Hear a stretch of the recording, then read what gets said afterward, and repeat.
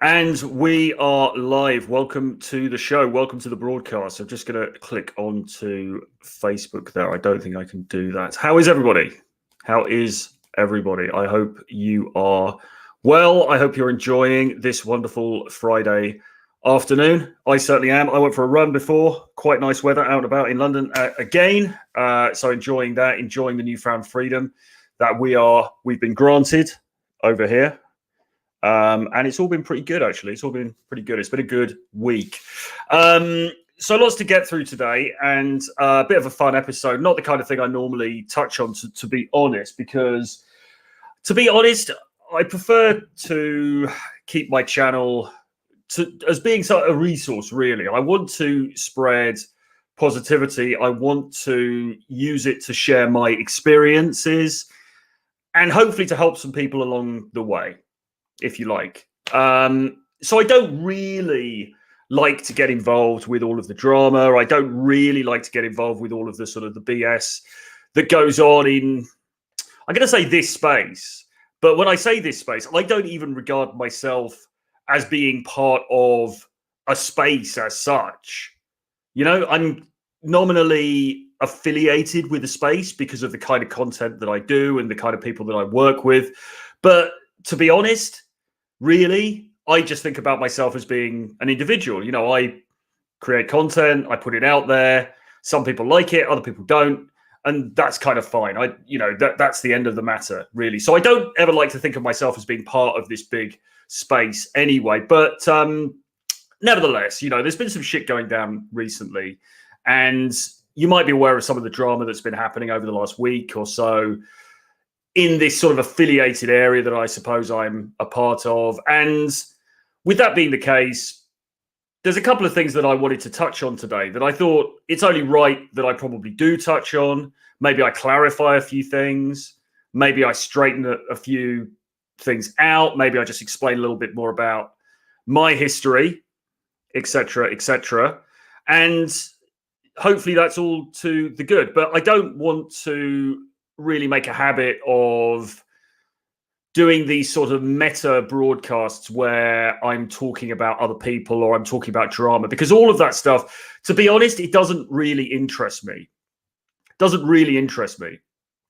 I mean, I've been getting involved a bit this week and it's been kind of funny and all the rest of it. But in the main, and this is going to be a recurrent theme throughout this show, I'm not that interested in what other people do with their lives. I'm not that interested in what other people do with their business, to be honest. And there are people out there who I think are great, who share knowledge, who are doing something useful. And there are people out there that I think are charlatans and they're scammers. But I'm not really that bothered about those people because they exist independently of me. I'm not the police. You know, those people are doing their own thing.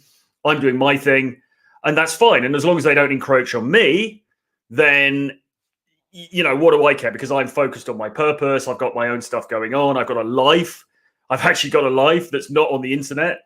And all of those things interest me far more. So listen, before we go any further, do hit like, do hit subscribe if you're not subscribed to the channel. Put the comments into the comments box. Any questions, any thoughts, any observations, I will get to those as and when I can throughout the show. Stick them in the comments box. And yeah, support the channel. And thanks everybody who does support this channel, who has supported me. I see some guys in here for the degeneracy. Exactly. Your mind. Good to see you, man. The Silver Bishop. Regular here. Good to see you, sir. Christopher says, would like to hear about your German nightlife experience. Live near Frankfurt myself. How hard is game in Germany? Well, actually, we are going to be touching on that in a moment. My experience is more in Berlin than anywhere else in Germany. But yeah, it's that's something we are going to be touching on as it happens in a moment. And also, thank you to all of the replay warriors who are watching this on the replay. Many thanks for tuning in and for supporting the channel. Do give me a comment below, a like, all of that good stuff. It really, really helps out. Okay, so let's crack into it. So there is this guy, right, on the internet. There's this fat, middle-aged, out-of-shape guy going grey, looks a bit like a chipmunk. I can't remember his name. I'm really, really bad with names. I can't remember this dude's name, but he's fat. He's overweight. Okay. He looks washed up. He always seems nervous on camera. He's always like rocking backwards and forwards. He always seems like he's hyperventilating because he's so nervous about what he's saying. I forget his name. I'm sorry. Anyway, this dude, right? This dude has been causing some waves, let's say, in the last week or so in the space. Creating a few waves in the space. And he's taken pot shots at many people that I work with, that I would regard as friends, that I know to be great guys. And he's taken shots. And I don't mind people taking shots. Okay. I get a lot of people taking shots at me on this channel and on Twitter and in other places. And for the most part, I don't mind. A lot of it, I just get blocked out or I get my assistant to delete it. I don't even see it, most of it, to be honest. The stuff that I do see, I just kind of laugh at it because I think, well, why would you bother to spend the time to write that or to make that video or whatever it is? So taking shots, I'm not really that bothered about personally because it's just part of the game, isn't it? You know, you're going to be some idiot sitting here on YouTube wearing a silly scarf talking about shit. You're going to get people taking shots. And that's kind of comes with the territory. I mean, I would say, why are you bothering? Because I think the people who are making money out of it or potentially making money out of it, I can kind of understand. But the trolls who are just these anonymous trolls who have nothing better to do than sit on YouTube all day.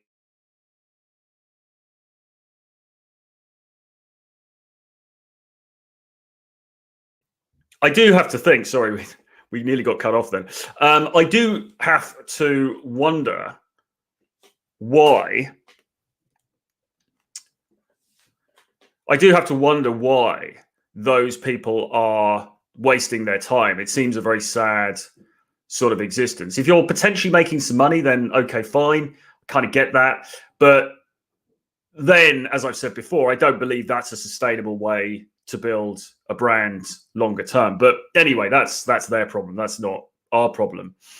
So where was I? Anyway, so there's this fat guy, and he's been causing a lot of shit, stirring things up, making a bit of an arse of himself. And there have been some things directed against me. There have been a few things that have been said about me. And, you know, like in general, I don't really take a lot of notice of this stuff because it's just like, it's kind of water off a duck's back, to be honest. It's like I don't really care what these random people think about me or what stories they want to make up about me or what they think they know about me, because none of these people know me. None of these people have ever met me. None of these people have ever hung out with me. They haven't even met anybody that I know. You know, they haven't spoken to people I know. It's all this just like conjecture.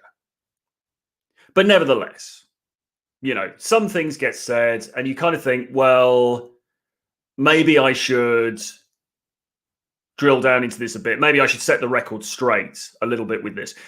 So one of the first things that was that has been said about me, and again, I think this fat guy is amplifying something, and some of this stuff's been around for a little while. Some of this stuff's been around sort of under the surface, if you like, for a little while. And this fat guy is really just amplifying the stuff that was already out there, if you know what I mean. But anyway, it has been said that I have a girlfriend, and that I have a girlfriend who is not very good looking, or who is unattractive or busted or whatever you want to call it. So let's kick off with that. Okay. So the first thing to say is that as of right now, that is to say this minute, as of right now, I'm not actually seeing anybody. Okay. So that's the first thing. I'm not actually seeing anybody. And the reasons for that, I'm not going to go into details here because this is personal stuff, right? And it's not, I don't want to go into details. I'm not going to, you know, this is somebody else is involved here. This isn't something that I'm going to be like, you know, going into in any detail. But let's put it like this. If you're doing this kind of job and if you're creating this kind of material, that can sometimes cause problems in a relationship, particularly if you're, engaged in a sort of monogamous relationship. That can be tricky, as I'm sure you can imagine. And problems arise and things happen, and it's very difficult. It's very, very difficult to be doing this kind of job publicly and to be in a sort of a monogamous relationship over the long term. That's all I'm going to say. That's all I'm going to say. But here's the thing, okay? So the girl that these people are saying, apparently, I mean, I don't even watch this shit, but I get told things. The girl that these people are saying that I'm supposedly going out with is supposedly my girlfriend. Remember, I don't have a girlfriend. I'm not seeing anybody at the moment exclusively, okay? But the girl that they're talking about, and I've seen a picture, to be honest, I don't even know who she is. My best guess is that she's somebody that I met at a party maybe 10 years ago, something like that. And they've got these old pictures from somewhere. And they stick it up and they go, oh, look at Troy's girlfriend. She's busted. She's ugly, blah, blah, blah. And by the way, here's another thing.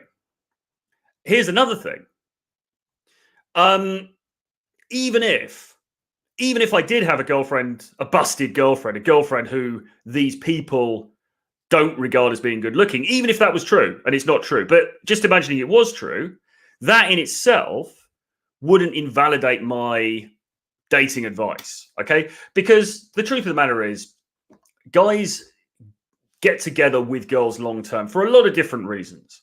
And it's not just about looks. And you've probably heard this said before. We've talked about this on Rule Zero, for God's sake. We've talked about this on Rule Zero. Where, yeah, sounds online, this shit is so petty. It is petty. And to be honest, it's just ridiculous that I even have to talk about this. And maybe I don't have to talk about it, but I'm not going to return to this subject, but I just thought I may as well cover it today. So even if I had a really ugly girlfriend, okay, as I say, guys will get together with girls for different reasons. They don't always settle with the best looking girl. In fact, and I think this is actually something Richard Cooper has said. I'm doing a show with Richard Cooper on Sunday morning on Stereo, by the way, audio show. So I'll leave the details for that I'll put it in the community or something. But it's almost a prescription that guys shouldn't actually get together with the best looking woman that they've ever been with. Okay.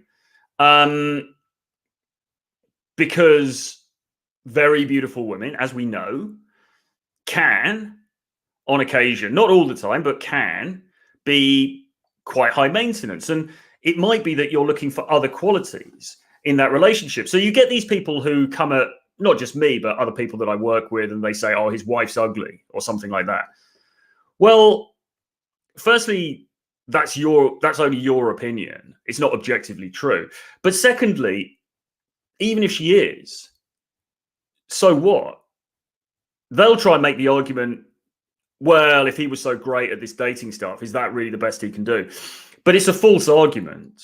And they know it's a false argument. It's a bad faith argument because, as I say, the reason why you would settle down with somebody for an LTR is very, very different for why you would settle down with a person, or you would, go to bed with a person for a one-night stand. Okay. So the whole argument is false anyway, and it's in bad faith. But as I said to you, the girl that they're saying is my girlfriend, and I don't have a girlfriend, but the girl they're saying is my girlfriend is absolutely not my girlfriend. Now, anybody who's been following my stuff for the last couple of years will probably have heard me referring to my girl. And I tweeted about her. I've talked about her on videos. I've talked about her on Rule Zero and so on and so forth. Now, as I say, I am not going to give away anybody's anonymity or anything like that because I'm not a dirtbag like these people are. But I have been seeing somebody. I have been seeing somebody for the last couple of years. In fact, it's been longer than that. And if you've been watching my stuff and you've been paying attention, you will know, because I've talked about it, that this girl is Indian. Okay? This girl is of Indian extraction, obviously lives in the UK, was brought up in a third country, but she is of Indian extraction.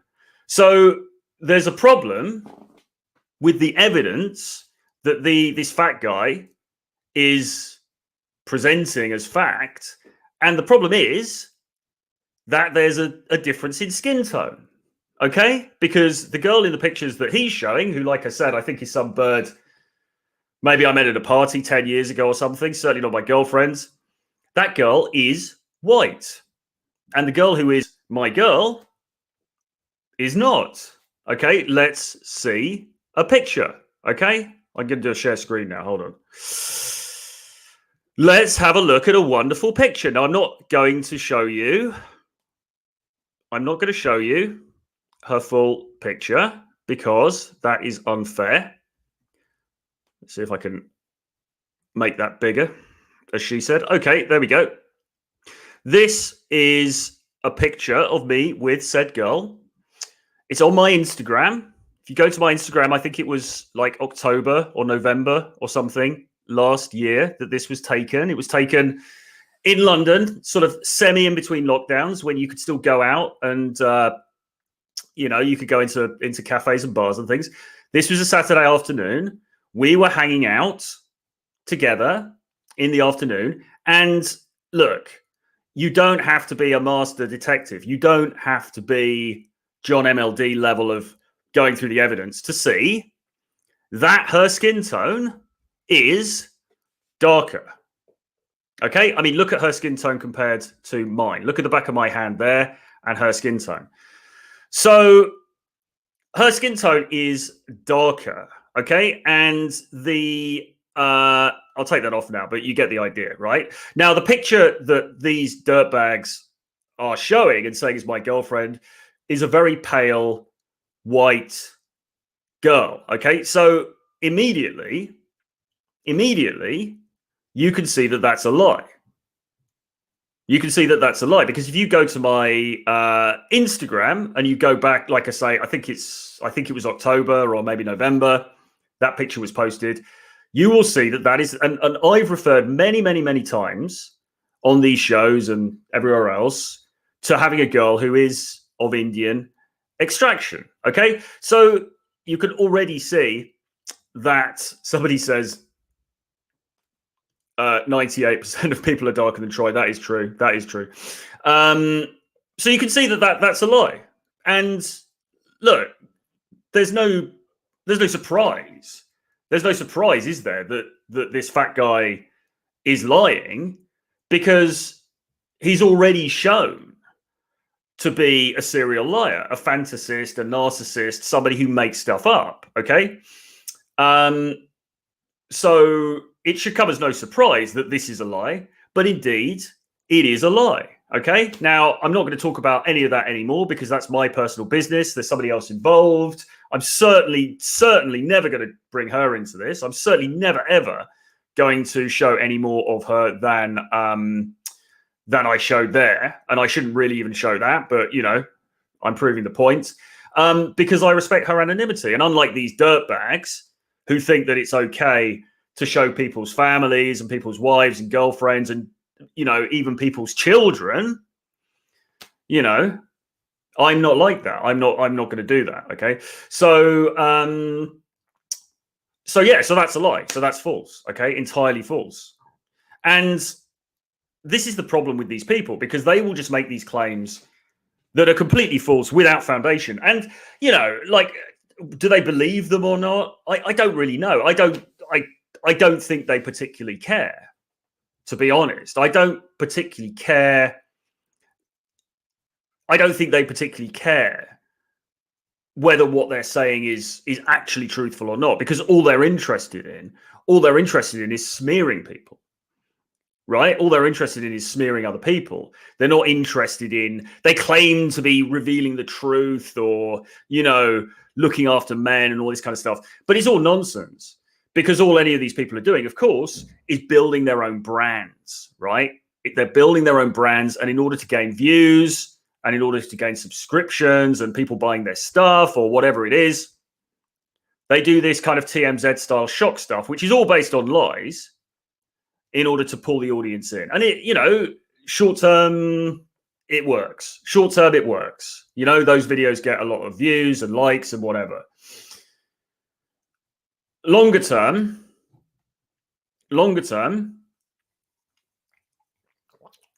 it doesn't work because, like, I will never, I'll tell you this for nothing. I will never, ever. I mean, okay, listen.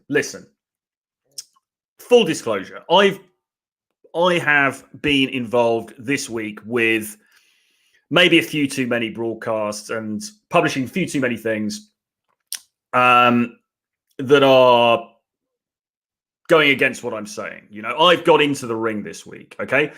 And I don't feel particularly great about it, to be honest, because I don't really like doing it. And it's certainly, but I'll tell you this, you will never see me. You will never see me unprompted doing an expose video of somebody on this channel. Okay, I'm just never going to do it. You know, like I suddenly do. Oh, I don't know. You know, like Kevin Samuels exposed, or I don't know, Fresh and Fit exposed, or something. I would just never do it. And the reason I never do it is because, well, it's for a few reasons. Firstly, because it's a dirtbag thing to do, and I just don't do business that way. Secondly, because I don't really think it provides value to the audience. It might provide some entertainment, but I don't think it provides any value. And what's the third reason? There must be a third reason. You know, it's a shitty thing to do. It provides no value. Oh yeah, and it's just not a sustainable way to build a brand. You know, it's not a sustainable way to build a brand. It's a short-term, go for broke sort of mentality of thinking. I mean, what I'm interested in doing is creating high quality work over the longer term. And if that means I grow more slowly, then that's absolutely fine. I don't really care, you know? And to be honest as well, you know, like people say, oh, Troy, dating coach, dating roach, all this kind of stuff. I'm not even really a dating coach. I mean, I am in the sense that I work with a few private clients. Okay, but really, I work with actually a very few private clients throughout the year. I do the course a few times a year. I've got another thing coming out quite soon as well, actually. But really, my bread and butter has always been writing. You know, I've always been a writer, and as a writer, really, yes, I write about dating and relationships and all of that stuff. But really, I'm a student of human nature when it comes down to it. I published an article or republished an article on here last week. It was in the community section, and it was an article about something I observed in Ibiza when I was over in Ibiza, and I saw this dude who was like a real Chad, and he basically went over and pulled this girl, and he was kind of dancing with this girl, having a great time, blah blah blah, and then he kept walking off, and then he saw this other guy flirting with the girl. This is in this nightclub, DC-10 in Ibiza, and he sees this other guy flirting with the girl, and he comes over, but instead of like trying to make guard, he actually ends up pushing the girl into the arms of this other dude, this like weedy Spanish guy who's come over and he's trying to chat up the girl, and the girl looks absolutely disgusted, and she like runs back to this alpha Chad guy. Okay, and it was a really great example of effectively push-pull. You know, it's like you push away, they come back. Now, I wrote a whole article about that, and that's not something that I did. That was something that I observed. But like I said, I am a student of human nature, and I'm a writer. So I like to observe these things, and I like to record them, and I like to draw out the message or the lesson from them. And, you know, I believe I do that very well. And I've sold many, many, many thousands of books. So it would seem like the audience thinks that as well. I believe I am the best writer in the game space, currently working. And I say that advisedly. I mean, in the game space. I'm not talking about Rollo Tomasi, or people like that, really, because that's something slightly different. I'm talking about writing about dating and about game and about going out and meeting girls and failing to meet girls, failures, rejections, etc., etc. I believe I am the best in the business, and I believe that my track record supports that. And I'm talking about how I can tell a story. I'm talking about the manner in which I use language to bring this stuff to life. I think I'm the best in the business. You may disagree, but that's my belief. And I think that my body of work backs that up. Okay. So that's really my skill set. So this whole thing of like, oh, Troy, dating roach, scamming guys, blah, blah, blah. Obviously all nonsense, because the main thing that I sell is books. I sell courses as well, occasionally throughout the year. But, you know, if anyone's got an issue with those courses, they can just get a refund. And actually this year, I think last year I gave one refund. There was one guy out of all the students that I had on CAD Academy and the other courses I did, one guy who asked me for a refund. And the reason he asked for a refund was because he felt like he was more advanced than the material. And I was like, okay, fair enough. And I paid the money back. So this whole, like, you know, people's, oh, scammer. Obviously bollocks. Because as I say, the main thing that I'm selling anyway is books. And the books are my memoirs. They are my story. And they are the lessons drawn out from that. All right. Anyway, so that, all of that being said, all of that to one side. We would like to see what kind of goals you get, though. Well, you can. I mean, there's a whole people. This is the other thing, right? Because people say to me, you don't do infields. And you get the trolls and they're like, Troy doesn't do infields and stuff. And the truth is that I do infields. I've got, if you look in the description to this video, you'll see a link to my product, Renegade Dating Infield, which is a collection of my infields, okay?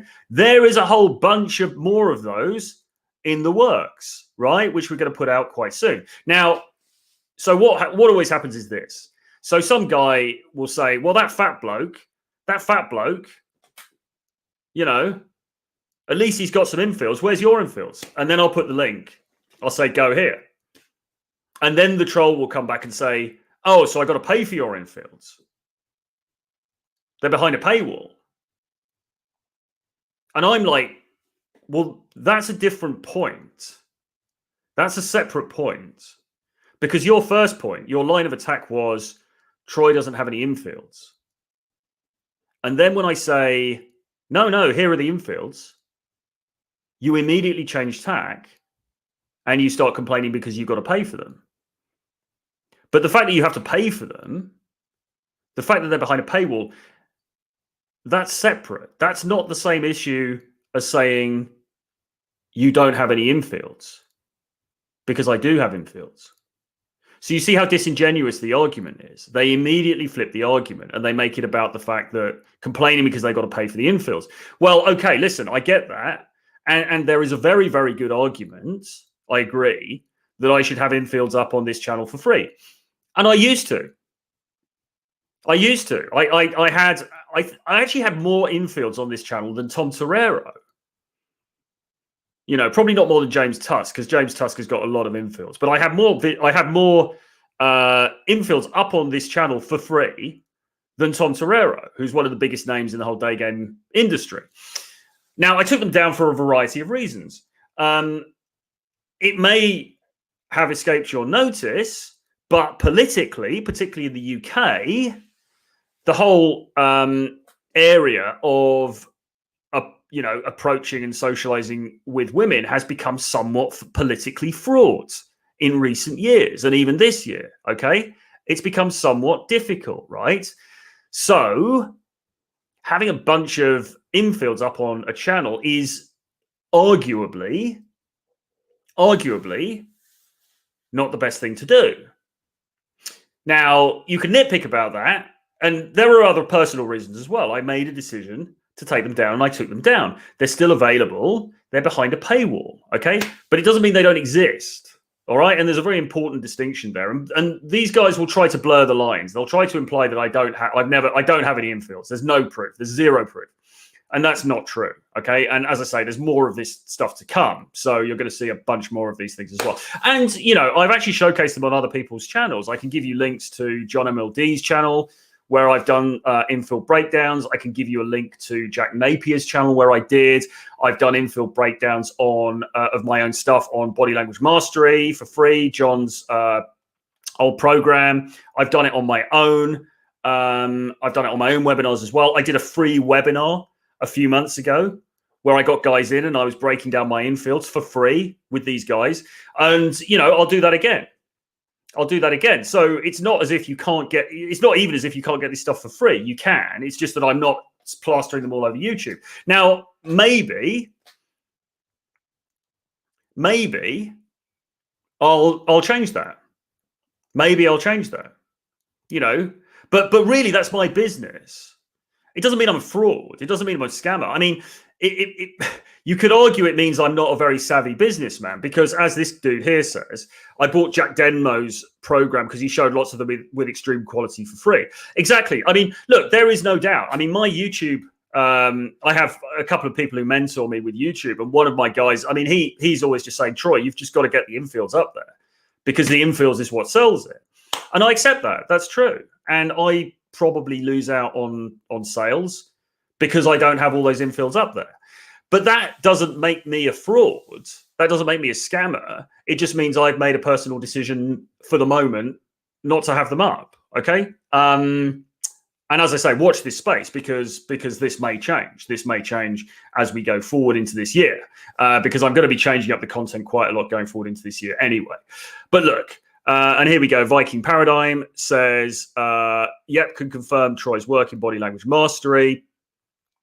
Infields will get you doxed and banned from PooTube in this PC age. I mean, yeah, I don't know, man. I think what I might look to do is put up some very, very short clips, and then have the rest of it behind the paywall. You know, and then when you look at, but then, you know, infields, it's not just infields. Infields have also got to be good, right? And we've already seen this fat bloke, I forget his name, this fat guy, he's got some infields up. And they're all terrible. They're all terrible, and they all don't show what they purport to show, right? Because all these infields, they're supposed to show him being this lady killer and this, you know, amazing player, and none of them show that. All right. So all infields aren't created equal. It's not good enough just to say, oh, well, this dude's got infields up and you haven't, so therefore he's legit and you're a fraud. Well, okay, but if his infields are shit, then what does that say?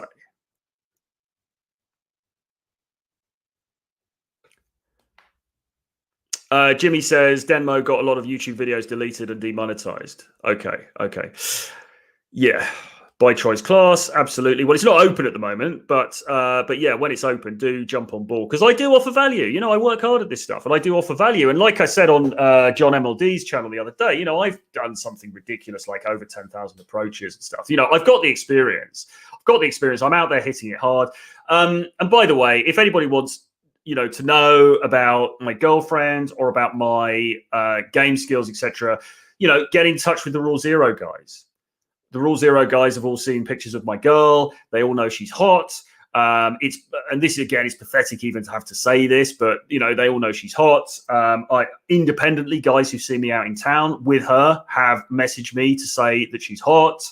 So, you know, but reach out to the Rule Zero guys or Jack Napier or somebody like that. I think he's seen a picture of her. If you want to know about day game skills, speak to James Tusk. I worked on a boot camp with James Tusk, who's like the preeminent day gamer in the whole world. I taught on his bloody boot camp in London. We're going to be doing another one in May. So, you know, this whole thing about trying to paint me as some sort of scammer or not doing what I say I do, obviously it's all bollocks. Okay. So, so what do we move on to now? Okay. So like I say, fundamentally, my key thing really is that I am a writer. I'm somebody who goes out, observes things, and then comes back home, sits down in a darkened room, writes about it, describes it, and then puts it out to the world. And, you know, I never really even wanted to do YouTube, to be honest. I never particularly want to show my face. But, you know, this is the way the world is, and I think it's a good skill set to be able to chat to a camera and stuff. But, you know, it wasn't my ambition. If I could just sit in my room blogging again, then I'd probably do that. And maybe in the future, that's the direction I go into, you know. But I've written a lot. I've written a lot over the years. And I've written a lot. The most stuff that I've written has been about dating and about game. Okay. And the reason for that is because I was the chief game writer on a publication called Return of Kings, which some of you guys may know. I know there's some people who follow me who actually know me from the Return of Kings games, the Return of Kings days. And this is going back to, I don't know, 2014, 2016-ish type thing. I was writing an article every week for Return of Kings, which was this site run by Roosh V, aimed at guys. And I, like I say, I was chief game writer. So what I was doing every week, I would be going out, doing day game, having my experiences, going on dates, whatever it was. And I'd write an article at the end of that week, and it would go up on Return of Kings, and it would talk about what had happened and what I'd learned from it. And this has really been my whole method the whole way through. It's like experience, strength, and hope. I share my experience. I tell you what I've learned, and hopefully I give some inspiration to other guys. They can do the same thing off the back of it, right? And that's how it was. And I wrote 200 articles. For Return of Kings, all of them about dating, all of them about game. Okay. Now I've also, and actually we can see, hang on a sec, let me just show you, because so what's happened is that Return of Kings has been largely taken down because obviously Roosh has had quite a big change of direction. And, oh, damn, that's no good. I'm going to say. Roosh has obviously had quite a big change of direction in recent years. And so he's no longer, on board with the kind of stuff that he was publishing before. So a lot of my articles have been taken down. However, I collected up a load of them and re-edited them. And so basically in this book, this is a 2-volume collection, which I call Renegade Dating Domination. And in this book, this collection, right, there are 150 of the articles and essays, okay? Renegade Dating Domination contains 2 volumes, over 400 pages, 150 articles and essays, and over 187 words worth of material. And you've got some examples of the contents here. Things like, can a player ever be considered a good person? Lessons about girls I teach my teenage self. How do you announce your sexual intentions to women you're attracted to? The simplest way to approach girls for newbies. Why you should avoid this fundamental mistake with women at all costs. Ways porn may not be bad for your game. Oh dear. The truth about consistency and meeting girls, game, and the problem of changing one's personality, common objections to game, etc., etc., etc. And there's 150 of those articles on there. Okay, so the vast majority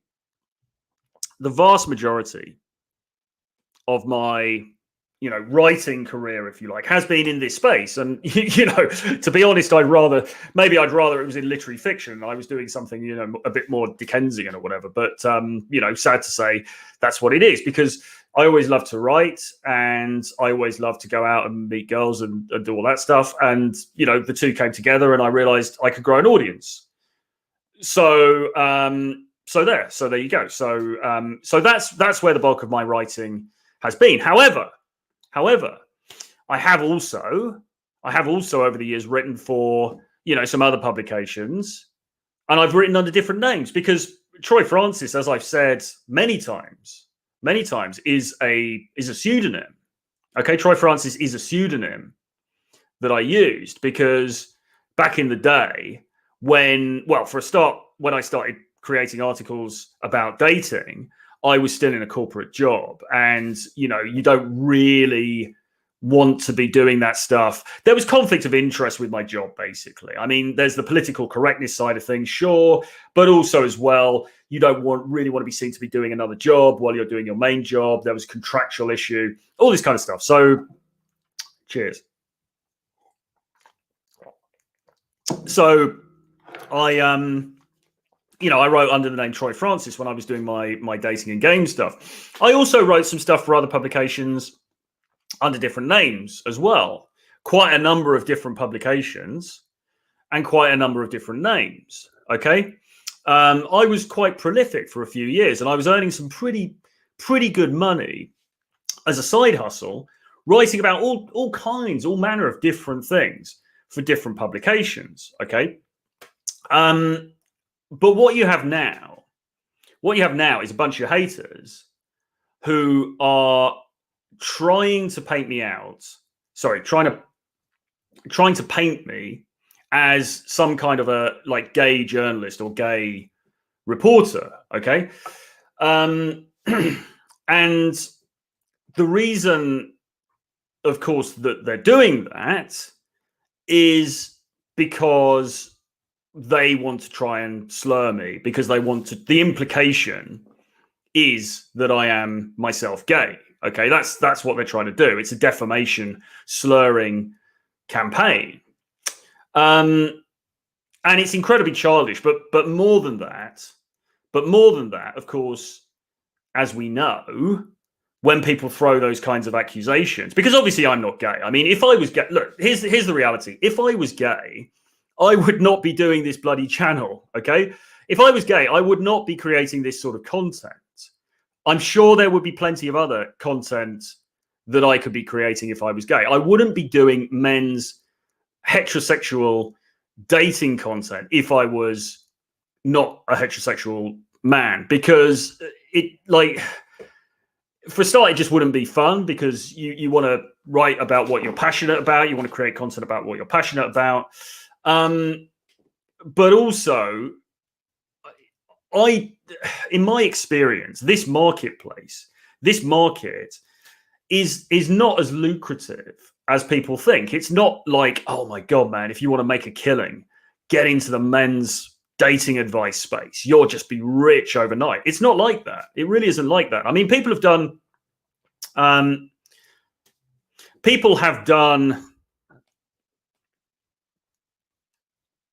thank you very much. People have done pretty well out of this space, but it's not easy. It's not easy, and it's not a gold mine. I mean, I did pretty well last year.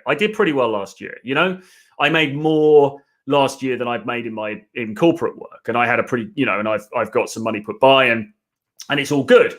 But you know, it's not like I'm balling. I'm not Andrew Tate. Do you know what I mean? It's not like you just put yourself on YouTube and be like, "Hey guys, I'm a dating coach," and then you suddenly make a fortune. Really not like that. So if I was not who I say I am, if I was gay, I wouldn't be creating this kind of content, because the market just isn't good enough. I'd just be doing something else. So that's the first thing to say. But yeah, I mean, they picked up, and so there's a couple of things you've got to understand. They picked up on some articles, and they've attributed all of these different articles to me. And there's like loads and loads and loads of these different articles about all this kind of crazy stuff. And they're trying to say all of these articles are by me, even though if you search Troy Francis, you won't find any articles about any of this stuff, okay? So they're trying to say, okay, so Troy, under a different name, wrote all of these articles, and therefore he is secretly gay. Well, for a start, I didn't write all of the articles they're trying to say I wrote. You know, I mean, they're just throwing everything in the kitchen sink at this. I mean, they've got a screen grab, right? They have a screen grab of an article that was written in New Zealand, that was published in New Zealand, right? It actually says it. It actually says it on the screen grab, on the tweet. New Zealand. I live in London. I've never even fucking been to New Zealand. And they're trying to pin this article on me. So they're trying to pin a bunch of articles on me, you know, that I didn't even write anyway.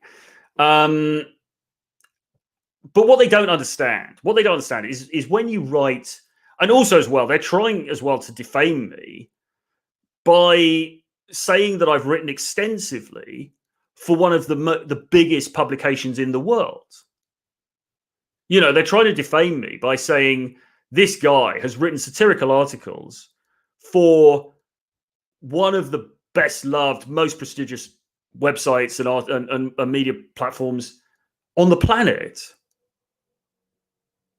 So think about that for a minute, because yes, I'm a great writer. I admit that. I am a great writer. I'm the best writer in the game space.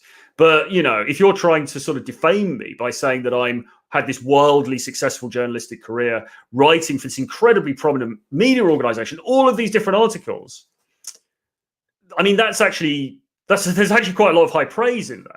There's actually quite a lot of high praise in that. And I couldn't accept all of that high praise because, as I say, they're throwing everything in the kitchen sink. I mean, I've written some articles for Vice. I've written some stuff for GQ. I've written some stuff for The Times. I've written some stuff, all different articles and different publishers, but certainly not all the stuff that they are trying to pin on me. And as an illustration of this, and here's the other thing, right? So what happens with freelance journalism is this, and these people are very naive. These people are very naive, so they don't know this because they're working in McDonald's, right? Or they're washing up in the kitchen in McDonald's. So they've never had a proper job, so they don't understand how these things work. But when you do freelance journalism, right, unless you're like a big name columnist, okay, what happens is that a publication will have a certain subject area that they want to talk about. So say it's like seedy nightclubs or racehorses or whatever, right? They're going to have a writer name who's going to write about that particular thing. Okay, so let's say it's Joe Smith, and Joe Smith is writing all of the news about racehorses. Okay, and they'll set up a Twitter feed and they'll set up social media for this Joe Smith guy. But it doesn't mean it's the same bloke who's writing all of those articles. Okay, because the freelance writer that they've got, because the freelance writers for these big publications, they're not on contract. Okay, they're freelance and they're doing other stuff, and sometimes they're on holiday and whatever. So they'll have Joe Smith, right? He's the guy. This is the name we use when we're putting out content about racehorses. But then they get a whole bunch of other people or several other people to write that content under the name of Joe Smith. So it gives some continuity, it gives some brand recognition for the audience, but it doesn't mean it's the same person who physically wrote all of those articles. You see what I mean?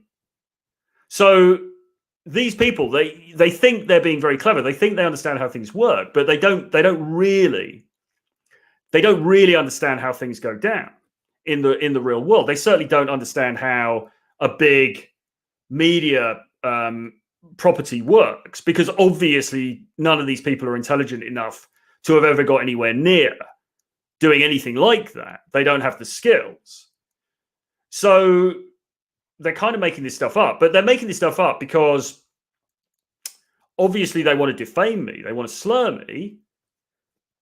But the other side of it is, of course, you have to remember where is the headspace of the person who's throwing slurs like that? Where is the headspace of the person who is commenting on other people's sexuality? Well, you know, as we know, and more about this is going to come out next week, but as we know, the people who tend to comment the most on other people's sexuality, who are the most obsessed with other people's sexuality, tend to be those people who have doubts about their own sexuality.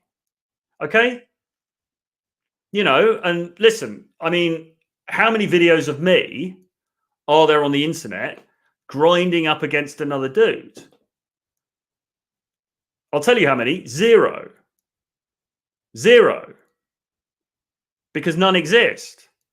How many videos are there of that fat dude whose name I forget grinding up against other men? Well, there's at least 2. So you've got to watch out for projection. Okay. And as I say, the reality is that a lot of the time when people are so obsessed with this stuff and they're throwing this stuff out the whole time, it generally says a lot more about them than it does about you. But let's just have a look at something else. So just going forward, and the other thing, of course, they forget is that there are more than one journalist. There is more than one journalist in a given country with the same name. So let's have a look at this. All right. So I'm going to show you something from, this is a site called Muckrack. Okay. which is not as dirty as it sounds. So muckrack is, let me just find this. Okay, so muckrack is basically, it's the ultimate site to find journalists who write about a certain thing. Okay, this is a very, very, very, this is used by globally by Fortune 500 companies, brands, and agencies as an essential component of their communication strategy. Muckrack, the powerful, easy-to-use PR software company, Muckrack enables you to discover the best journalists to pitch any story based on their profiles in our extensive media database or through our comprehensive search engine covering the articles they've written and the content they share on social media. Okay, so this is a site where basically you can look up journalists, you can see what they've written about, you can find other stuff that they've written, and you can potentially contact them and get them to do a PR piece for you or whatever. Now, surprise, surprise, and this should be no shock to anybody who's got half a brain. There are journalists with the same name. Okay, even in the United Kingdom, which is quite a small country, there's more than one journalist called Joe Smith. Okay, so the idea that every single article written by somebody with the name Joe Smith is obviously bollocks. And we can get an example of this here, because I looked up. Here we go. Hang on a sec. Is it this one? Yeah, I looked up Troy Francis, actually. Okay, and an article by Troy Francis we have here. This article by Troy Francis is called "The Effect of Cardiac Rehabilitation on Health-Related Quality of Life Patients in Coronary Artery Disease, a Meta-Analysis." Now, I don't know about you, but nobody yet has accused me in an expose video of being an expert on cardiac rehabilitation, which is a bit odd, isn't it? Because you would have thought, well, there's an article out there with my name on it, but they haven't accused me of being a cardiac expert. I wonder why that is. Maybe it's because it doesn't shame me. Maybe it's because it doesn't have the desired effect. Maybe because it doesn't fit the narrative. Okay, well, let's have a look at this. Oh, bollocks. Let's have a look at this.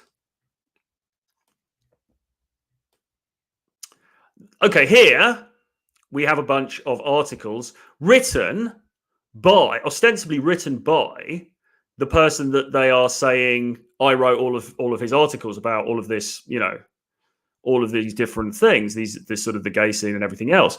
Well, okay, Espo aims to bring esports fans straight to the heart of the action. This is about esports, Man City Esports, New Jersey, influencers esports, BTS to drop dynamite video. I don't know what the hell that is. Art Spiegelman. Don't know what that is. Ubisoft CEO Yves Guillemot addresses the company's sexual misconduct turmoil. Valorant versus COVID event will take place for care workers. Every gamer. All right, here we go. Every gamer should read Overwatch, the official cookbook. Okay. Every gamer should read Overwatch, the official cookbook. So, This is by a bloke with the same name as they're trying to say I wrote every article by this guy, okay? But nobody's ever accused me publicly of being a gamer or for being somebody who talks about official cookbooks. Well, why not? Why not? That's the same name. It's the same journalist name that they're accusing me of using. And like I said, I've used loads of different pseudonyms, different publications, because you've got to do that. You've got to diversify, right? Because if you want to make money, you don't want to pigeonhole yourself for one thing. Troy Francis is pigeonholed really as like game writing, okay? If I started writing about quantum physics, then people would have trouble to relate to that. So it's better to use a different name. So yeah, as I say, nobody has said, well, hang on a minute, that Troy Francis, he's really a gamer. Because look, he wrote this article called Every Gamer Should Read Overwatch, the official cookbook 2019. Why not? Is it because it doesn't fit the narrative? Is it because it doesn't smear me? Is it because they would rather create a narrative that I am homosexual because they are homophobic dirtbags and because they themselves have issues with their sexuality. We've already seen this week some footage that supports that. Next week, we will see more. The people who point the finger about sexuality are the people who are most confused about their own. We know this. It is common knowledge, okay? You're going to see more proof of this next week, all right? All of these dirtbags, all of these people spend all of their time trying to say that me, Rollo Tomassi, Rich Cooper, John MLD, Ryan Stone, Sterling Cooper, Aaron Bloody Clary, they're trying to say we are all gay. It's not true, okay? It's not true because I can't speak for them. If I was gay, I certainly wouldn't be doing this channel. Now, but putting all of that to one side, there's a larger question here, okay, which is around this whole issue about what they think about sexuality. As I say, what we're dealing with here is a bunch of basement-dwelling, homophobic dirtbags who don't get out the house very much. Now, I am somebody who is, I don't have issues with my sexuality, okay? I know that I'm attracted to women. I know that I'm not attracted to men. Yeah, that's kind of all I can say about it, really. There's not really a lot more to be said. But they will search everything. They will put up a picture of me with some celebrity or something, and they will say, look, he's standing next to this celebrity who apparently is gay. I mean, I don't even know. Apparently the celebrity is gay, so therefore Troy must be gay as well. But what these people don't realize is I've got a life. I actually go out the fucking house sometimes, and I've worked in media, I've worked in advertising. Obviously I'm doing this now. I get out a lot. I go to quite a lot. Well, when it's not lockdown, I go to quite a lot of events, parties and stuff like that. I meet a lot of people. I get photographed with people, whatever. And because I'm actually a reasonably well-adjusted bloke and I'm not a fucking basement-dwelling homophobic dirtbag, I actually don't really care that much about other people's sexuality. And I was thinking about this earlier, and I mean, maybe it's partly sort of, I mean, I'm in London, I live in Europe. Maybe there's some sort of like aspects about European culture. Maybe depending on where some of these people are from, maybe they're from sort of somewhat more rednecky type areas where this is more of a big deal. To be honest, in London, and I think in much of Europe, this whole thing about like this whole fear of, or this homophobic dirtbaggery, it's just not so much of an issue, generally speaking. Most people don't really fucking care. All right. If I meet somebody, and there's another point to this as well, and maybe it's because I'm slightly sociopathic or just slightly distanced from other people. But to be honest, I don't really care that much. I don't really give a damn about somebody else's sexuality, what they want to do. And I'm not saying this from like a woke perspective. I'm not saying this because it's like, oh man, LGBTQ plus, let's all embrace everybody and stuff. It's not even that. It's just I literally just don't really give a damn. If somebody is straight or gay or something like that, it doesn't interest me, right? Because I am so selfish and I'm so focused on myself and the things that I want. That is to say, the dating life I want, the business life I want, the social life I want. I'm focused on those things, and I don't really give a damn about anybody else. I just don't really care. So, I have many friends. Most of my friends, I suppose, are heterosexual. I've got a couple of gay friends. I've got a couple of acquaintances, people I do business with, who are gay. And I literally couldn't give a fuck. All right. But the reason I couldn't give a fuck is because I'm actually quite a normal person, and I can put these things into perspective. And I realize that it doesn't really matter. It doesn't affect me in any way what somebody else wants to do in their personal life. That's absolutely fine. The problem with these dirtbags is that either they can't put it into perspective like that, but more likely they probably don't give a damn either, but they are, they just want to smear me and the other Rule Zero guys. And the third thing is that, as I say, people who point the finger about this stuff, they tend to be the people who are the most sexually confused. And, we've already seen pictures of the fat dude grinding up against men. We've already seen pictures of, what's that black pill dude who does the late night shows on Saturday? We've seen that guy's Facebook page. On that guy's Facebook page, it says he's into men and women. Okay, it says that he's bisexual. But these are the people who are pointing the finger at us. And by the way, as well, the other thing is they need to make their bloody mind up, because on the one hand, they're saying, I've got this girlfriend, but she's really ugly. And on the other hand, they're trying to say I'm gay. So which is it? You can't have it both ways. Which is it? But they don't know, and they don't care, because it's not about getting at the truth. It's about presenting a narrative, because they're dirtbags, because they're insecure in their own sexuality, and because all they're interested in doing, they're not interested in helping people, they're not interested in putting out quality work, they're not interested in making things better. All they're interested in doing is smearing us, for likes, and so that they can sell their own products. That's all it comes down to. And, unfortunately, and like I say, I don't take any massive pleasure in this, but unfortunately, we're now in a position where the tables are turning, because we're starting to see the truth coming out about them. And there's a lot more to come out. And it's not pretty. It's not pretty, some of this stuff, and like I say, a lot of the things they would accuse us of, actually, those are the very things they're hiding themselves.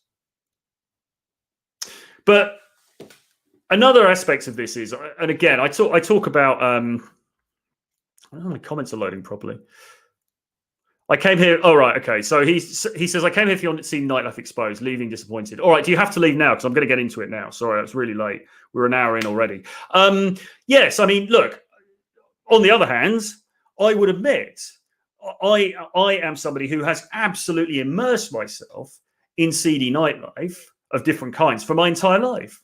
But I've never made any bloody secret of that. I've never made a secret of that. Actually, I have advertised it. I've advertised it. Really, I am always talking about degeneracy. I'm always saying things like, there should be a return to degeneracy. Fuck the West. Let's all just party and blah, blah, blah. And that's been my life. I wanted to show you a couple of pictures, because when we're talking about here we go. Okay, right. All right. Okay. So look, when we're talking about the gay scene and stuff like that, talk about the gay scene. Oh my God. Has Troy been to a gay club? He must be a homosexual. What a fraud, blah, blah, blah. Well, for a start, no, I'm not gay. Sorry, guys. Sorry to disappoint you. It's bullshit. And again, maybe this is a European sensibility thing, but I got here a picture of a club in Berlin called Berghain. I encourage you guys to look it up online. Okay, Berghain is one of the coolest clubs in the world. All right, very, very famous place. Claire Danes, the actress, is a big fan of this place. There are other celebrities who've been here or tried to get in, haven't been able to get in, blah, blah, blah. It's a techno club. As I say, Berlin, opens Friday. Then it's on Saturday night. It kind of goes all the way through to Monday morning. Very debauched, very decadent, very dirty, playing very loud techno. It's dark, it's anonymous, it's seedy. And the thing about Berghain is that it is a mixed gay club. Now, that's not to say it's a gay club. It's not a gay club. The door people at Berghain are famously very, very strict. If you read articles about this place, you will see very hard to get in. They're very strict, but you've got a very, very good mix of gay guys and then plenty of girls and straight guys as well. It's just a very, very balanced mix. But the DNA of that place is actually gay. I think the people that own it are gay, whatever. And you've certainly got bunch of gay guys in there doing their thing, whatever the fuck they want to do. Well, so what? Like I say, it's one of the coolest clubs in the world. Certainly in Europe, if not the world. Look it up. I'd encourage you to look it up. It obviously closed at the moment with COVID. It's going to be open again soon. Now, there's a dude. I've been there many times. Sometimes I've been turned away. Sometimes I got in. It's a fucking blast. You've got loads of extremely, extremely beautiful girls in there, okay? Wandering around, not wearing very much. Wandering around, in the mood for adventure, in the mood for a party, okay? Now, there's a couple of books by a bloke called Aaron Sleazy. So if you look up Aaron Sleazy on Amazon, I don't know this guy, but I've read a couple of his books about Berlin. And he was a pickup guy. He was like a pickup artist. And he talks about Berghain. And he talks about these other clubs of similar kind of clubs in Berlin. And how he went there and just rocked out and met all of these different girls and had a fantastic time. And this is the big secret. This is the big secret about, or it's not even a secret. It's pretty fucking well known, unless you're a dirtbag, basement-dwelling fat bloke. It's pretty well known, actually, that when you go to these places where there's a bit of a mixture, you know, maybe you've got some gay dudes there, you've got some girls, whatever, the party tends to be pretty fucking good. You also get a lot of straight girls in those environments because they are friends with the guys and they've come for a good night out, and because there's a likelihood they're going to be hit on less. Okay. And James Tusk has talked about this. James Tusk has talked about these environments. Let's have a look at another picture. Let's have a look at another picture. Okay, here we go. This is Soho in London. Oh, shit. Okay, here we go. Sorry. This is Soho in London. Okay, this street is called Old Compton Street. Now, Old Compton Street, theoretically, is where all the gay bars are. So on the other side of the road, I don't know if you can see the pointer. Oh, over here, you've got, I think there's a place called GAY here. Over here, you've got Bar Soho. This is a straight bar. That, I think, is a restaurant. And this is a place called Cafe Bohème, I think. Again, a straight bar. Well, look at the street. Okay? This was between lockdowns, because you can see this idiot in the high-vis jacket. And this is all people eating out in the street. This is what it was like last year. This is what it's like again now. Now things are opening up. Now this street is, there are gay businesses on this street. There are gay, shock horror, there are gay people on this street. Well, strike me down. But there are also plenty of girls. Look at the inset image here. You can see all these young ladies here having a fucking great time. Okay? Because they're normal human beings and they're not wound up with this internet fuckery that these idiots are banging on about, okay? They're out for a good time. Now, when I was doing fag hags, exactly, fag hags, girls who like to hang out with gay guys. Now, when I was doing a boot camp with James Tusk in last October, we actually all ended up down in Soho. Lots and lots of guys who teach pickup students operate in Soho because it's a fucking party place. It's a party place, like you can see. There are girls there. Yes, there are also gay guys there. Does it matter? No, it fucking doesn't. Not if you're a normal, regular human being who doesn't have hang-ups about his sexuality and, is not fazed by those things, because it just doesn't fucking matter. I mean, you've got the old joke is, it doesn't matter about gay people because there's more for me, right? And that's obviously humorous, but there's an element of truth in that, right? But look at somewhere like Soho. So you've got Berghain, one of the greatest party places in Europe, if not the world. Then you've got Soho in central London. Again, one of the greatest party places in central London, okay? Are there gay people in these places? Yes. Does it matter? No, it fucking doesn't. Because if you're on your purpose, and, you are focused on what you want, which is, to meet girls, whatever, to date, then what other people are doing, it doesn't matter to you. Okay? It doesn't matter to you. Unless you've got repressed homosexual instincts yourself. And like I say, we're going to be seeing more stuff coming out next week, which is going to surprise you in regard to that. But, this whole thing of like, oh, is Troy sort of like, has he been to a gay club? So he's really homosexual, this kind of stuff. It's all complete bollocks. It's all complete bollocks. Have I been in a club where there's gay people? Yeah, probably. Do I care? No, I don't give a fuck. It doesn't matter. It doesn't undermine any of the work that I've done over the years in this space about dating, about attracting girls, about and all the experiences I've had, which have all been written up in extreme detail, by the way, in all of my books. I've got these 11 books. I've got a collection of books. Well, let's get on to this. I've got a collection of books called 50 Shades of Game. And this is the real truth. This is the real truth about my seedy nightlife experience, because I have been to a lot of seedy nightclubs. I've certainly plumbed the depths in terms of the fetish scene and the BDSM scene. Okay. So, and some very pretty seedy type places, which I've gone to for my amusement. But certainly in London, I've talked about this before. I would regularly go before lockdown to a party called Torture Garden. So Torture Garden is a big, pretty glamorous fetish BDSM type party, and you would get queues literally going around the block. You would get queues. It used to be an Elephant and Castle, and you would get queues going all the way around the Elephant and Castle shopping centre. If people from London know what I'm talking about, huge queues.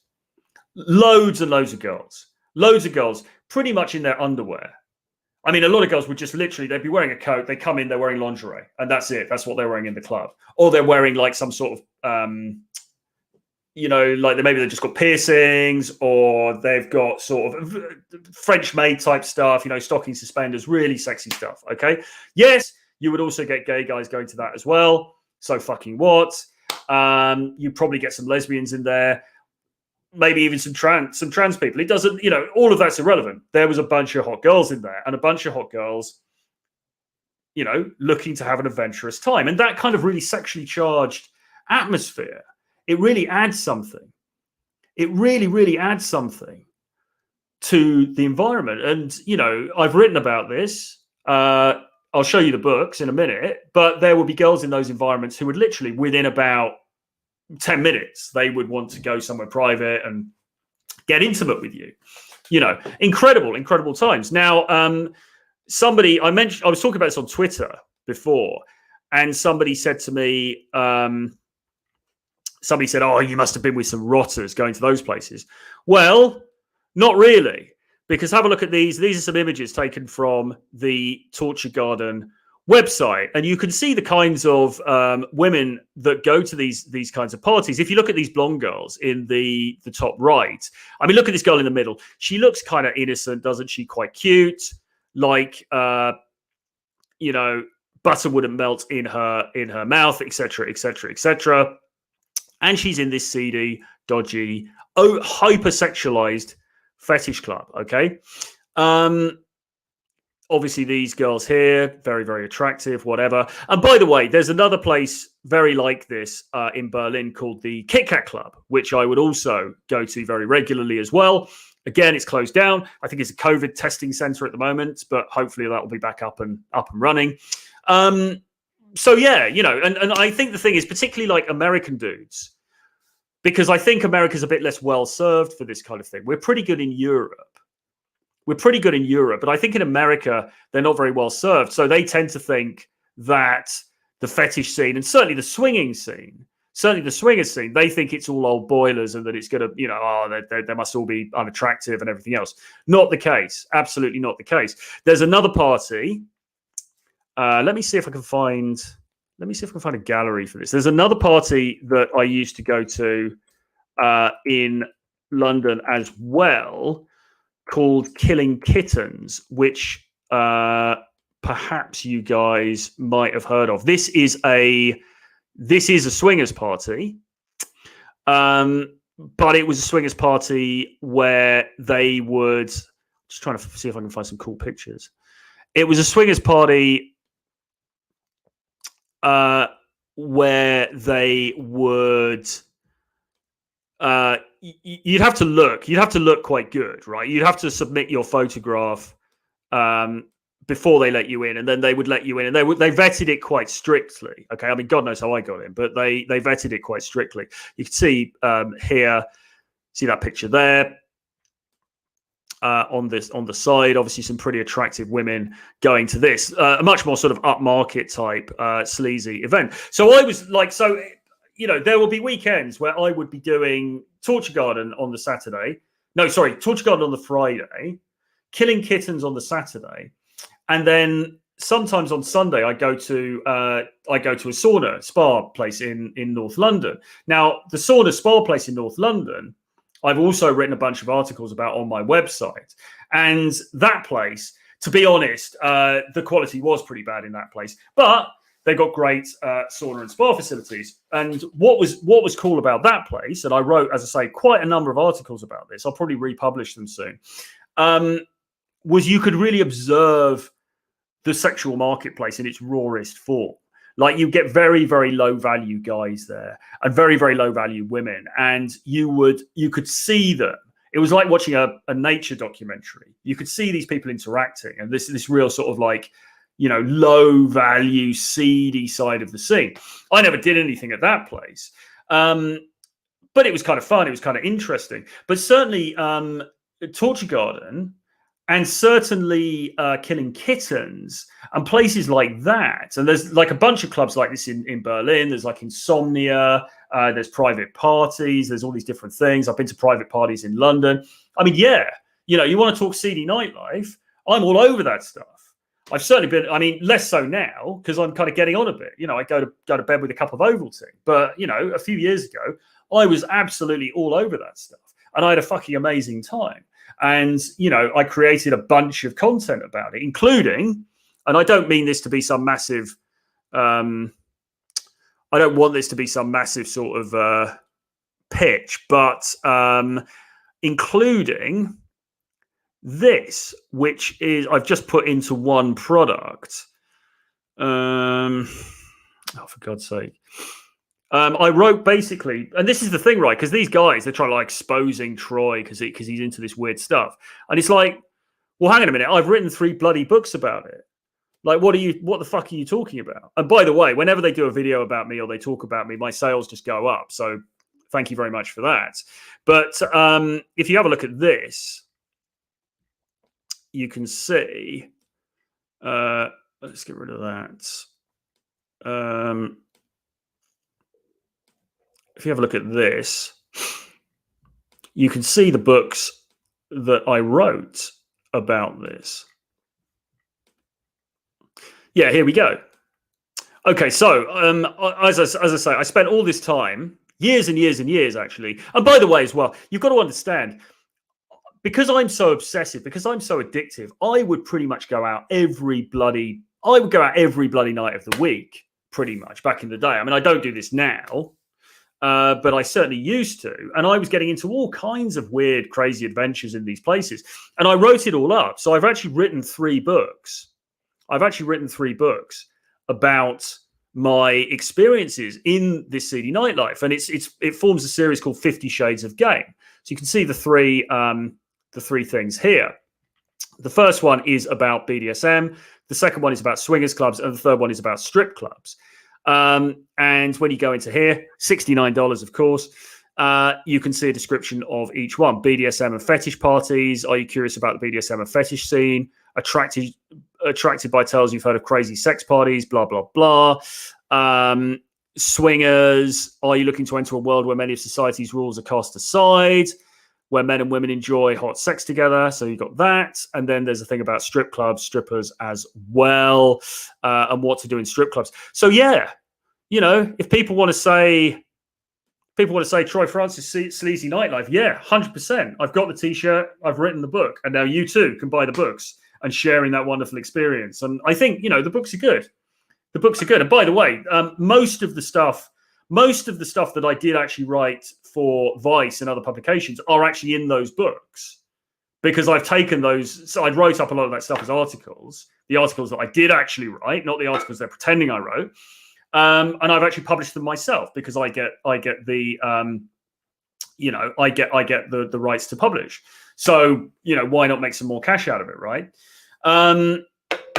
Simon saying don't need to justify anything. Yeah, thanks, man. I don't. But, I think it's kind of interesting to talk about this stuff.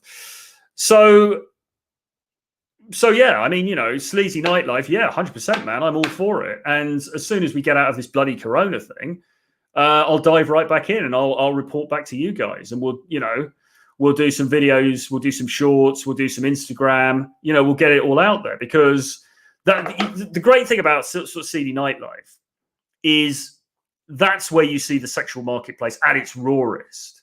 Okay, this is where you see what really goes down, particularly in some of these sex clubs and things, because you see hypergamy happening in front of you. You see, and so a little bit of red meat for the black pill guys watching, but you see it. You see the chads, and they're getting the spoils. You see the tall, good-looking guys; they are picking up the spoils. Now, it's not.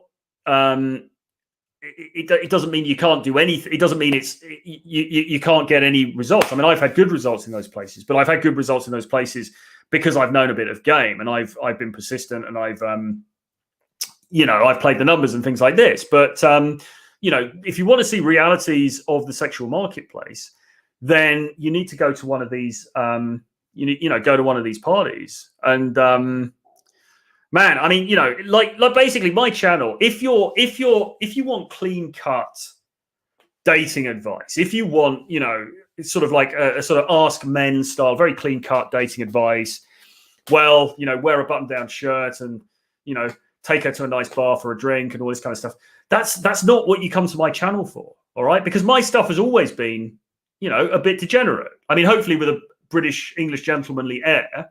But there's always been that element of degeneracy. It's always been a bit dirty, And so it's kind of ironic that you get these dudes who are trying to expose me and trying to smear me, really, with all this bollocks, when actually it's all out there anyway. I never made any secret of that stuff. It's all out there. Read the books, But, of course, they won't do that because they're not interested in the truth. They're only interested in the narrative they want to create.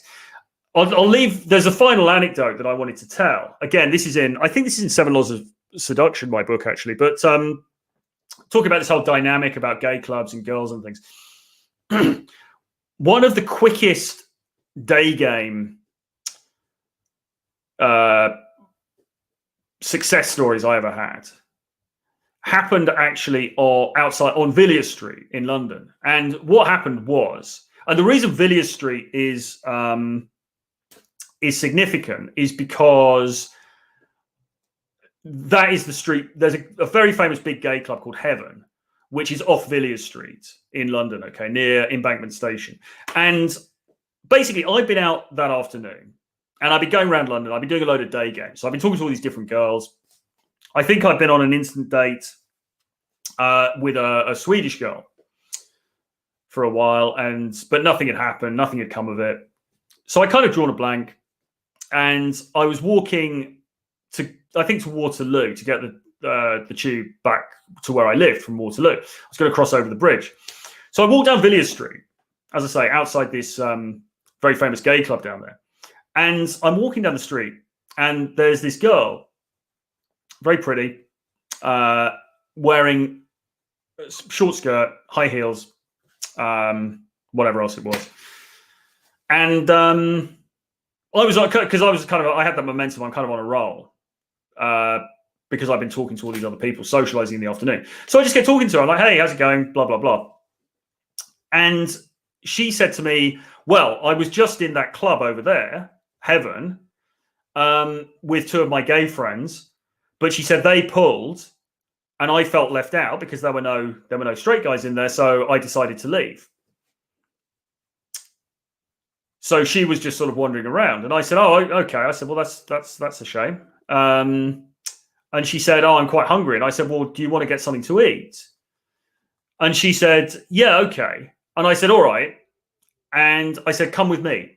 And I took her hand, or she took my arm, and I started to take her. We started to walk over the bridge, and I was bluffing because I had no idea. I had no idea where there was I had no idea where a food place would be. But what I wanted to do was to walk with her, and we'd kind of be heading in the direction of my place. So we're on the middle of the bridge, and if you go onto the bridges in London, the views are really beautiful at night. Everything's lit up. You can see the Millennial Wheel. It's really, really cool. And we're standing on the bridge, and I said, well, so what about the food? And she said to me, and this is no word of a lie, she goes, why don't we go and fuck first and then we can eat afterwards? And I was like, yeah, okay. Fine, whatever you say. And so we crossed the bridge and I held a taxi. We went back to my place and the rest is history. Okay. Now I wrote that story up in an article years ago for Return of Kings, and I got flamed by a load of people because people just didn't believe it, because again, the people who are sort of basement dwelling, they never get out. They just can't get it into their head that something like that would happen. Like, oh my God, Troy must be lying, blah, blah, blah. Well, no, that's exactly what happened. She came back, we were intimate, it was a great time. And that was it. And I don't think we ever did get that food. But the point is, now I hadn't actually gone to that club or anything like that, but it was interesting, the circumstances in which we met, because she'd been out with these two gay friends. They'd, got some action, did whatever they were doing. She hadn't. She was frustrated by that fact, probably a bit jealous. She was also looking for some fun. And then she met me. So it's just a small example, but it does show how those sorts of environments, far from being antithetical to the, heterosexual seducer, to the swordsman, actually they could be very conducive. Actually, they could be very, very, very conducive to meeting girls, because somebody mentioned fag hags before. These girls who like to hang around with these gay guys. And there are a load of girls who do. There are loads of girls who do. If you go down to Soho at the weekends, you will see hundreds and hundreds of girls down there because they like the vibe, because the vibe isn't this kind of like ultra macho vibe where they're going to get their asses pinched the whole time, because they get on with these guys, because it's fun, blah, blah, blah, fun, all the things that the basement dwellers who slag me off are not. Okay. So contrary to popular opinion, that environment, and this is not an environment I go out into a lot.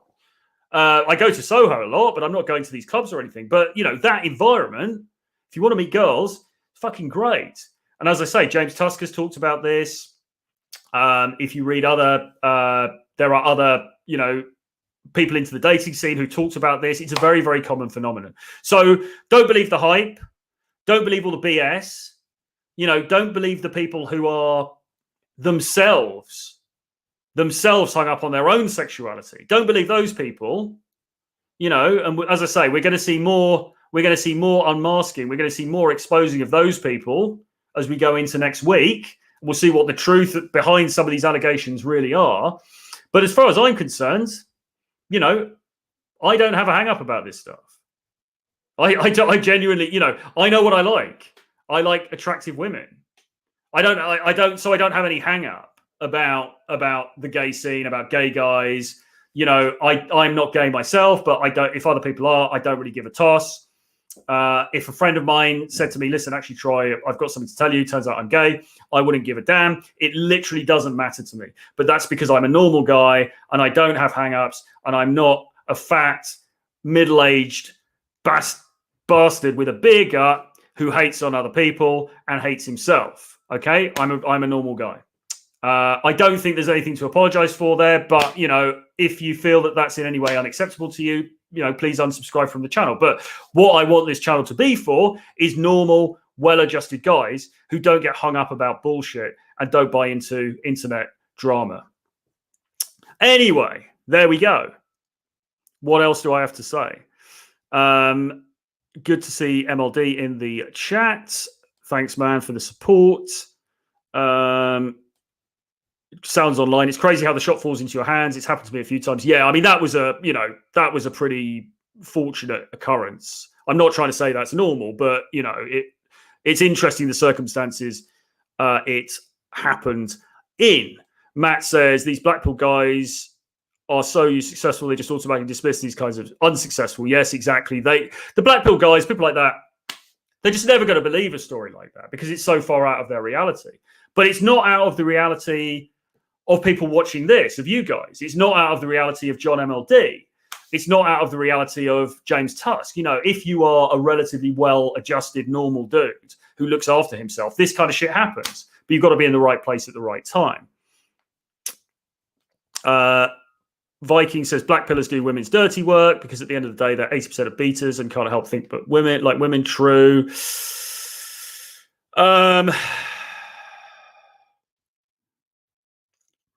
Look at this. Simon says, I went to Dalston Superstore, which I think is a gay place, and got chatted up by a 10, a Swedish 24-year-old blonde hot there with her lesbian friend. This is the thing. You see, you go to those environments and the quality of the girls there is really, really fucking good. And partly it's because they don't want to go.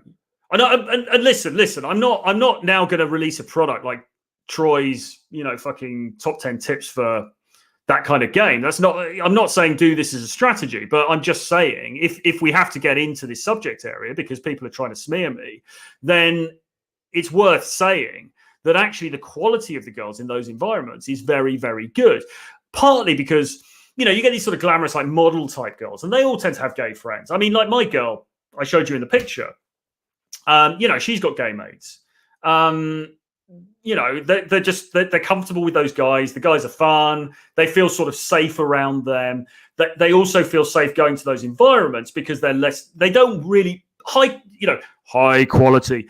I mean, very attractive women often tend not to particularly like going to meat market type places because they don't want to get hit on by some boorish kind of fat fuck, who's going to have his hands all over her. They'd rather go somewhere where they can kind of have a cool time and not get hassled. So actually the caliber of women at these places is extremely high. I remember another time I was out in Soho. We'd been to a club. It was just a regular club. And I remember sitting outside Bar Italia. There's like an Italian coffee shop there. It's open till late at night. I was with a friend of mine. And I remember basically getting hit on by this girl. I think she was Italian, really, really attractive, really hot. She's there with two gay guys. Okay, and they'd obviously been on a night out. She's there with these two gay dudes. She hits on me. I get her number, blah, blah, blah. Great. Because these girls, they're still girls. Maybe they want to hang out with the gay dudes to have a party, to have fun, whatever. They're still girls. They're still on the lookout for opportunities. If you're in the right place at the right time, then, you can do really, really well. And I'm not talking about going to some hardcore, but just environments like Soho. There are places in New York. There are places in like Mykonos. It's just, if you're out on the international sort of party circuit, you're going to get a pretty mixed crowd. And if you can't handle that because you're a repressed dirtbag fat fuck who's got issues with their own sexuality, then maybe that's not for you. But for most well-adjusted people, it's not a problem. And, you can get some really great results. So anyway, Tom says, love this content. Thanks, mate. Very good to see you, sir. Troy is legit. Absolutely. I am. Troy spitting facts. Pretty fly for an Afro guy says it's a weird shaming tactic out the 50s. It really is. These guys are, just beneath contempt, really, except that I think that some of them have real problems. So some of them have real problems and they need to get themselves sorted out, quite frankly. It's an amazing insight into human nature. I guess that means the kind of the seedy clubs, the different places. 100%, mate. Absolutely. 100%. Bi girls are also into chads. You have a girlfriend, Troy. Well, we talked about this before. I've certainly been seeing somebody for quite a while. Bit of a hiatus at the moment. I've certainly been seeing somebody for quite a while. Not the girl that they have shown in those pictures, because the girl that I am dating is of Indian origin, and they are showing pictures of me with some white girl who I don't really even recognize. I think I met her at a party about a decade ago. So yes, I have been seeing a girl, a very, very beautiful girl. She is Indian. She's very hot. If you want proof of that, get in contact with the Rule Zero guys. They've seen pictures of her. Bloody, bloody, blah. I'm sure the sexually repressed members of the Westboro Baptist Church in Kansas would approve of you, Troy. Well, you know, I mean, but you read stories all the time. There was a bloke in London. There was a bloke in London called Nicky Crane. Okay, look this up. Nicky Crane. He was a member of the National Front. Okay, so he was a skinhead. He was racist, very, very macho, very masculine dude, homophobic, would get into street fights, beating people up, all of this kind of thing. Later, Nicky Crane came out as gay. Nicky Crane came out as homosexual. He used to go to gay parties in London secretly the whole time while he was a member of that gang. And he was the most, like, you know, not Chad, but he was a violent, misogynistic, homophobic, racist, right-wing nutter. Turns out he was gay. It's documented. Look it up. Nicky Crane. Famous story. I'm not saying that, of course, I'm not saying that's always the case. But the point is, whenever there's repression and whenever there's criticism about something like sexuality, you've always got to ask yourself why. You've always got to ask yourself why. Because I've never criticized anybody on here for their sexuality, right? I don't really give a damn. I don't like that guy who does that late night black pill stream. It says on his Facebook he's into guys and girls. I don't really care. Good on him. Congratulations. You're exploring your sexuality. That is a good thing. I don't care about your sexuality. The people that point the finger, the people that shame, those people have a motive. It may be a subconscious motive, but they have a motive. And you have to question what that motive is. And we will be seeing more. We will be seeing more evidence coming out that will demonstrate the reality about these people. Okay? So you've got to look at it and you've got to think, well, why are they saying that stuff? Why are they so obsessed with this stuff? When really, it's not a fucking big deal. What is their problem? It's a bit weird, isn't it? It's a bit weird if you have a whole YouTube channel that's dedicated to suggesting that other content creators are gay. What are you trying to hide? It's a bit weird. Really is.